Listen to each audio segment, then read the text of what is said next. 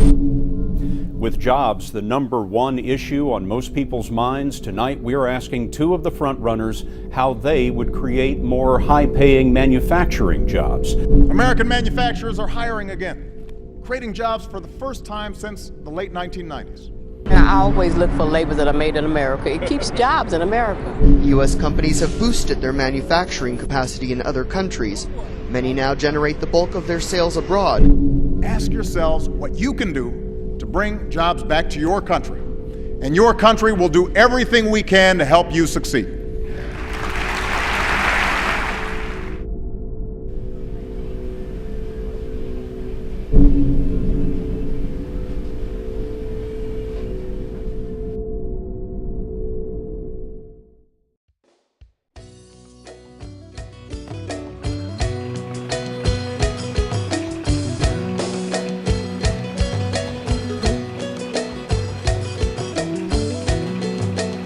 Welcome to Thailand, a place where East meets West. Here, 66.7 million are all crammed in a space just smaller than the state of Texas. The Kingdom of Thailand might be known for its lush scenery, rich culture and cuisine, and of course nightlife. But Thailand is home to much more than just tourist hotspots.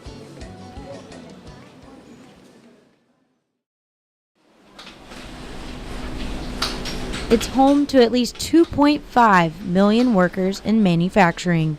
And while exports account for over half of Thailand's GDP, a significant portion of the labor force remains in agriculture. This is a sign of a developing country. According to the Human Development Index, an international scale used to rank countries according to human development, Thailand is lagging. Ranked 103 out of 187, Thailand has a long road to achieving high levels of human development.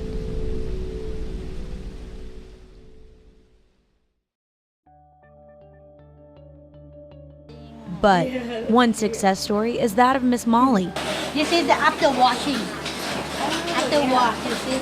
And the workers at Turbo Garments Limited, a small garment factory on the outskirts of Bangkok. We are not. Miss Molly is the marketing manager of Turbo Garments, a factory for children's clothing that opened its doors in 1990. It began with many U.S. customers. USA. Now we do only small.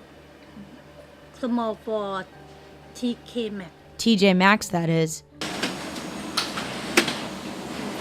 It's only U.S. buyer left.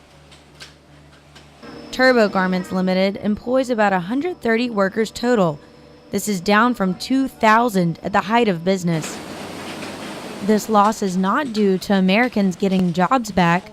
Molly says it's because companies are wanting even cheaper labor than Thailand has to offer. Workers get paid by the day or by the number of garments produced. The average worker earning roughly $1.50 an hour. His name is Phone. Yes. Phone, a 31-year-old Thai woman who has worked at Turbo Garments for 8 years. Her wage is well above minimum wage and has helped her work through school. She's now in the 12th grade and is also recently married. How important is her job for her? ทำงานที่เนี่ยสนุกสำคัญกับชีวิตเราไหม ก็สนุกค่ะพี่ Enjoy he said happy ค่ะ บอกกับเขาว่า happy happy I'm really happy you're really happy ค่ะ Phone is an example of development that trickles down to a personal level as a result of her job making clothes for American companies. But Phone isn't the only one benefiting from manufacturing jobs. Economics Affairs Officer for the United Nations, Masato Abe, says the region as a whole depends on the manufacturing sector. You see that there are several, maybe several reasons, right? U.S. should still keep the manufacturing sector, even expanding manufacturing sector here. One issue is there's some, movement for the regional integrations. Even though, the Thailand itself is smaller, Okay, still small, countries. Okay, having the only 60 million, people here. But when we see the market of Thailand's neighboring countries, like ASEAN's, the market is growing up. In this region, and also each the member of the Asia and Pacific, the member country of the Asia and Pacific, they are trying to integrate, connect well each other to making the more integrated market.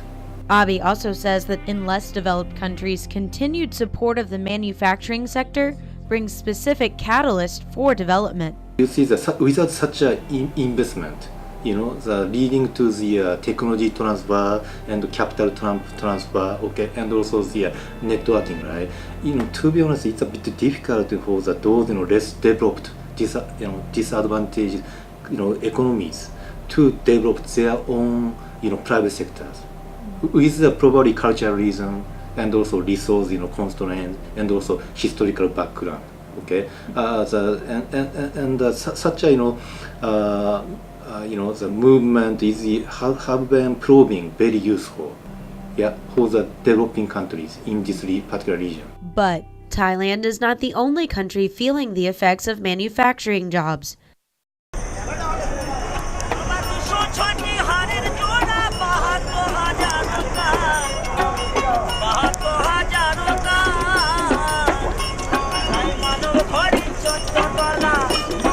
Bangladesh, historically one of the poorest nations in the world, is now being praised by the UN for its progress in human development.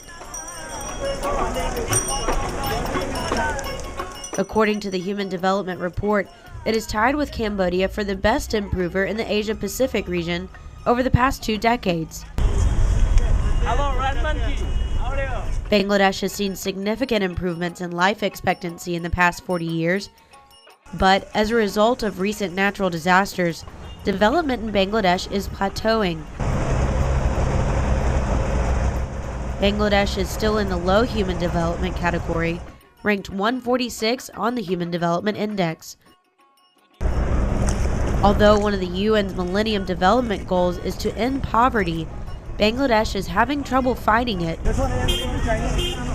with its rapidly growing population.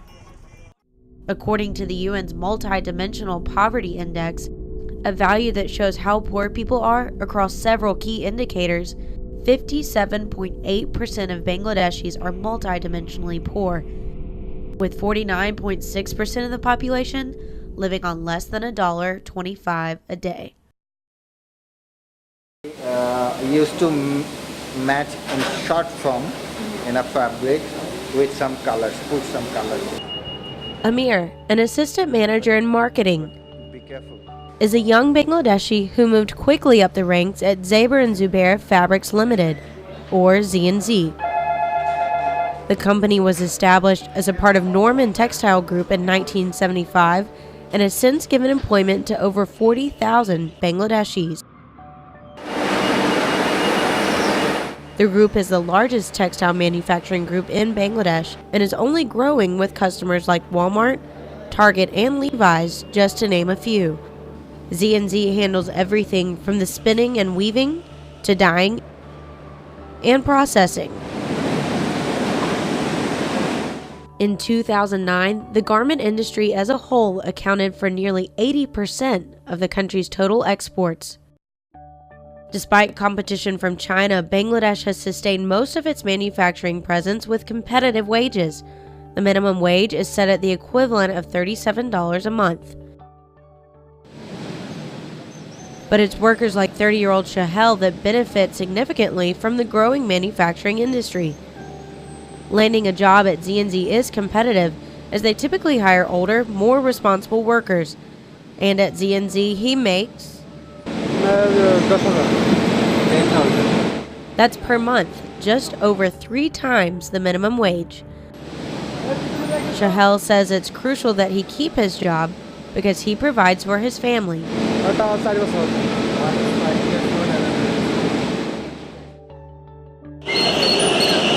Manufacturing serves a definite role in the development of Bangladesh. With a surging population and low levels of education, more and more Bangladeshis are needing work that requires little or no skills. Executive Director of American Chamber of Commerce in Bangladesh, A. Ghafoor, explains why American manufacturing jobs are crucial. So basically, in this globalized world and economy, and especially for Bangladesh with a large population, manufacturing is a big thing to create employment and to sustain the development of the country. Ghafoor points out that manufacturing isn't just boosting the economy as a whole. Families as well as the stability of the social climate depend on manufacturing jobs. When one person is employed, that means a family of 5 to 6, 7 people become dependent on particular one person. So if any activity that stops or reduces and the manufacturing activity, and that could create some kind of social tension. When developing countries are desperate to lift their populations out of poverty, breach a stagnant gender gap, or merely raise the standard of living, a direct cure is to give the people work. Even with wages well below Western standards, one worker can feed his household, or one woman can rise above what's expected of her. Nice to meet you. And these individuals are representative of the many workers in manufacturing who have watched their lives and their countries improve as a result of their jobs. Whether in Thailand, Bangladesh,